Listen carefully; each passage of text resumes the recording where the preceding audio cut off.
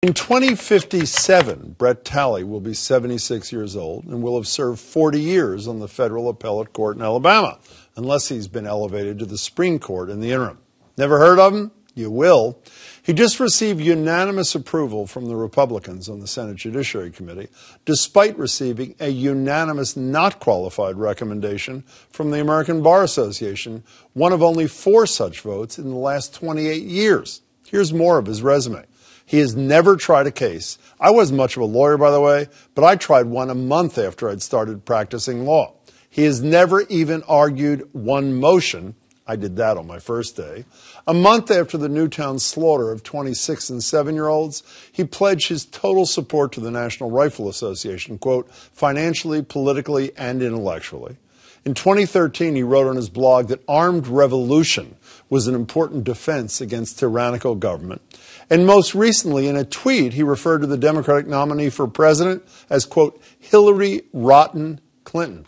Who would ever question his fairness on the bench? And speaking of fairness, the New York Times reported today that Talley failed to tell Congress he's married to a senior White House lawyer, a potential conflict of interest which nominees are required to disclose. And Talley is just one of many being considered for top judicial posts. Mr. Trump has already appointed 8 appellate judges, the most this early in a presidency since Richard Nixon. And since the Democrats did away with the requirement that judicial nominees be required to get 60 votes when they had the majority, it is likely that the president will continue to be able to move the federal courts in a direction that could last through 8 or 10 subsequent presidents, since these judges have lifetime tenure. In fact, Donald Trump could fill as many as 50% of the appellate posts during his first term, according to the Times.